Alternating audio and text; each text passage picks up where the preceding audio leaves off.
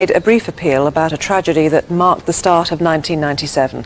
The victim was Nicola Dixon from Sutton Coldfield. Well, our first appeal produced a lot of well-intentioned calls, but sadly nothing to identify the killer.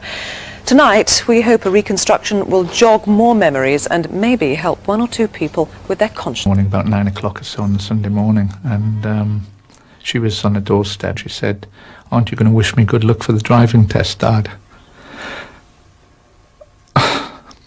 And I said she wouldn't need it. She would pass anyway. Because of Nicola's driving test, her parents left her at home while they went to visit relatives in Northumberland. But she had close friends to go to. Happy New Year. Happy New Year. Have a good one. Come on, Dad, we haven't got all year. Okay, smile. Smiling.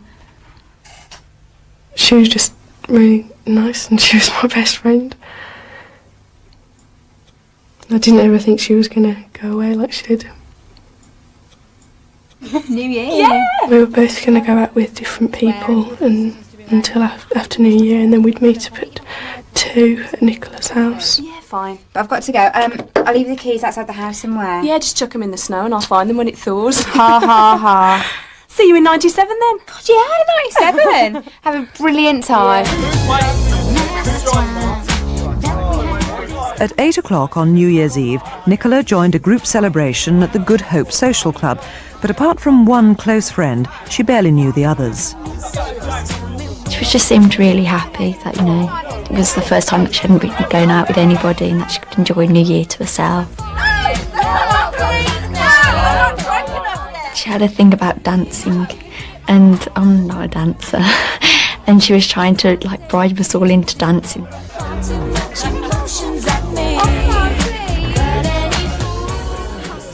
Right, Carla, I'm going to go now. Are you sure you'll be okay? Yeah, sure, I'll be fine. come with you? No, I'll be fine. Yeah. Happy New Year. Yeah. But when she left, I was a bit surprised, you know. I mean, it's quite expensive to get a ticket in there. I don't know, maybe she was bored. In fact, Nicola had arranged to meet some other friends at the station pub and left to walk there at roughly 10 p.m. There are several ways of getting there, but all involve walking down towards the town centre. Were you in Sutton Coldfield on New Year's Eve? And if so, did you see anyone resembling Nicola? In particular, were you at the junction of Rectory Road and Coleshill Street at around 10:20? One couple who was seen here have not yet been identified. I would have said that they were both definitely under 25. He had dark, wavy hair. It was an untrendy hairstyle. He was slightly taller than her, with bomber jacket done right up to the top. I was keeping an eye out because New Year's Eve, if you're going to get your car stolen, that's the time you're going to get it stolen. Just up the road, another resident heard footsteps in the snow. I saw this man running down Coleshill Street towards the entrance of Derricott's premises. Nothing unusual. It's hard to give you a reason why I went out on that evening. I just felt uneasy. He saw a white man, 5'10", with light brown hair and in his early 20s. Could it have been you?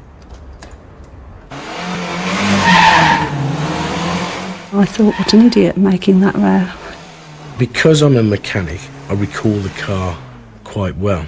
It was a Mark II Fiesta, dark blue or royal blue. It had oversized wheels and it had a wide bore exhaust. The clock was really loud, so you could always hear it on the hour. So I kept awake, and at 4 it woke me up again. And I was becoming really concerned. Went upstairs to see if she was there, and she still wasn't back.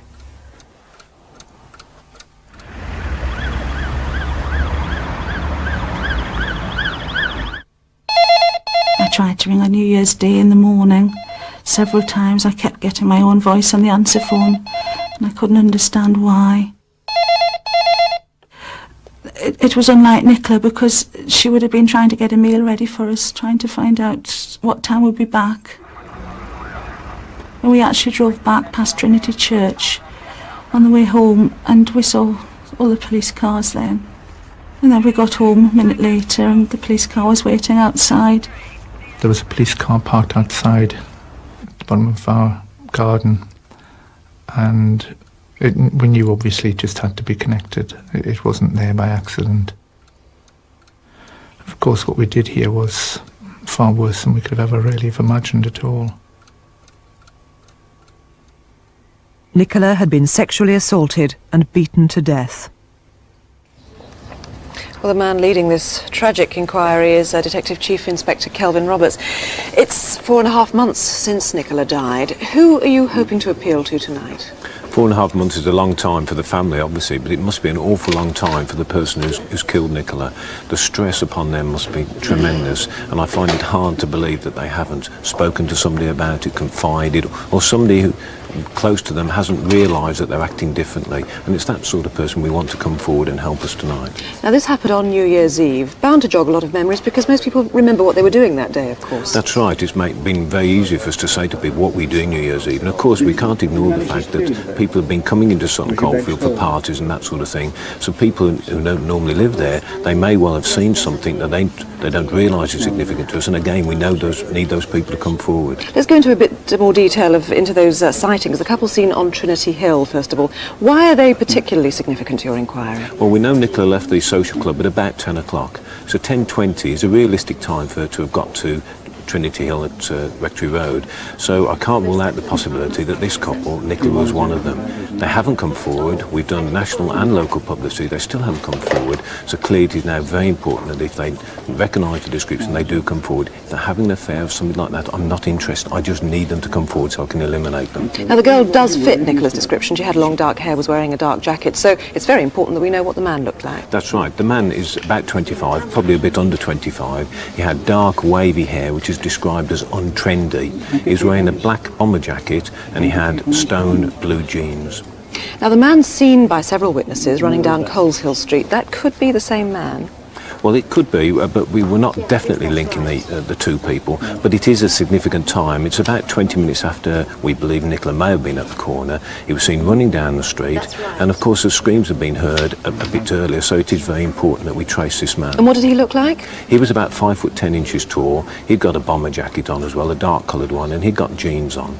More relevantly, of course, you can link him to a car, because one witness was very definite, wasn't he? Very observant about the sort of car that boy was driving. That's right. It's important that people try and link this man with a car. The car is described by one witness as a boxy, old type of car, but by another witness is quite certain it was a Mark II Ford Fiesta, an old one. And unusually with that car, most of the cars that we've seen are registered owners, in fact, are women owners. So what I'd say is that any women who've lent their car out, it was in for repair, anything like that, please think, could that driver, you recognise that driver to your car? Kelvin Roberts, thank you very much. We're appealing to a lot of consciences tonight. In fact, the local community around Sutton Coldfield really does want someone caught in this case. They've put up a reward totalling £23,000. So if you think you know who was responsible, if you've heard anything on the grapevine, if you saw anything that with hindsight might be linked to Nicola's murder, you can reach us here. Please call. We're live. The number is 0500 600 600 and it's free. There are more detectives waiting in the incident room if you prefer to call there on Birmingham 0121 322 6104. That's Birmingham 322 6104.